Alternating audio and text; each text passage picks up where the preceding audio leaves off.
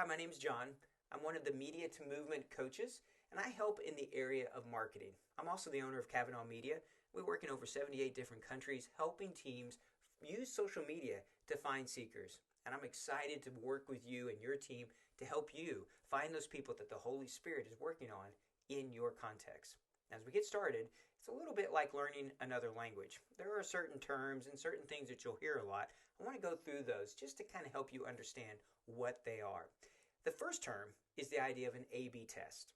And an A-B test is when you take two different things, two different headlines, two different pictures, two different audiences, and you're testing them, just that one variable, with these two different types of audiences that you have. And so maybe it's two different pictures, and you want to see which one does better. The key with an A-B test is that there's no audience overlap. Another thing is the algorithm. Now, the algorithm is something that there's a lot of talk about, but basically it's a bunch of computer programming that determines what content gets shown to a user. The more they engage with certain types of content or certain themes, then the more the algorithm will show them that type of content. So that's why we do really interest targeting, Jesus, Bible, other types of targeting to make sure that we're getting that content, that the algorithm will push it out in front of the right people. Analytics is just the idea of understanding what's happening with your ads, also what's happening on your website. These are things like Google Analytics or Hotjar or different types of software, but it's also in your ads manager within Facebook or in Instagram where you begin to see just how your ads are doing. Several of these terms are related to analytics. A boosted post is when you put a picture or something, say on Facebook, and it gives you that option to boost it.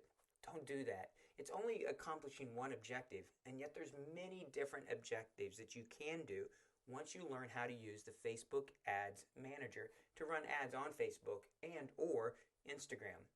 So a boosted post just drives engagement for the most part.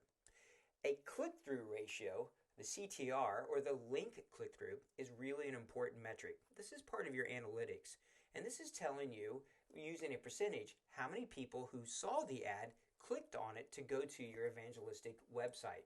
The higher this percentage, the better your ad is doing.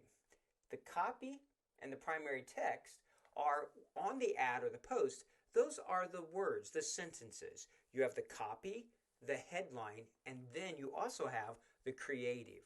And the creative is your picture or your video. And so you're going to have all three of those that are a part of your paid ad. Another word that you're going to hear is direct message, and that's the goal that we're wanting, is for someone on Facebook Messenger, on WhatsApp, Instagram, to send you a message where you can begin that conversation, that online conversation about Jesus with them. So that's what a direct message is. Engagement, that's when people click like or heart or do something like that. Those things are good, but another term you're going to see here, sometimes they're just vanity. The key, though, is that we want people to engage and to click through or to watch more or to begin to consider the content about Jesus. Frequency is a really important metric, and that is how many people who saw your ad, how many times on average did they see it? So when you get impressions, which is how many people times the ad itself has been shown. So how many times the ad has been shown, say 100 times, and you have a reach, which is going to be the next term that comes up, when you have organic, non-paid, or paid reach. Reach is how many people saw the ad. So frequency is how many times the ad was shown, impressions, divided by reach, how many unique people saw the ad. And so if the ad was shown 100 times to 10 people, the frequency would be 10. That just gives you an idea of how many times your target audience has actually seen your ad. A pixel is a small bit of code, and it's really important. It allows you to see what's happening not just in the ad, but when people go to your evangelistic website. And you can build custom audiences of people who have spent time on your page. Maybe they've downloaded a Bible or sent you a private message. That way you don't keep sending them ads because you already know who they are. The key here is that when you install the pixel, from that point on, it begins to collect anonymized data. We don't know who the people are, but Facebook does, Google does, and you can put them into a grouping that allows you to spend very specific types of money and ads to those specific people. So if they download a Bible, you can send them an ad about how to do a Discovery Bible study. The pixel is what allows you to do that.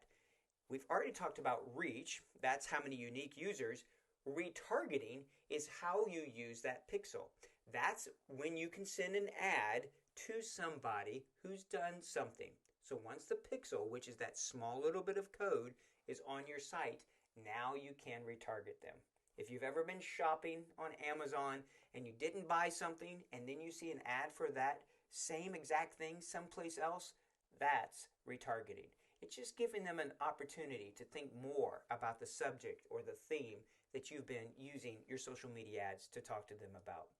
Finally, vanity metrics. Vanity metrics are those likes and hearts and things like that. They're good. They make you feel good, but they're not really that important at the end of the day. They give you an idea about engagement, but how many people follow your page or like your page? If they're not downloading a Bible, if they're not sending you direct messages, well, that's not the win. The win is creating disciples who make disciples. It is identifying people, having online conversations with them that can move to offline, where discipling and evangelism can take place. So vanity metrics are running ads for simply getting likes or engagement. We don't tend to do that. All right, I hope this helps you get an idea about some of these key terms and how they're used so that when you hear me or other people using them, you'll have a good idea about what it is that we're talking about. I look forward to walking in this journey with you to help make Jesus famous in your context. Take care.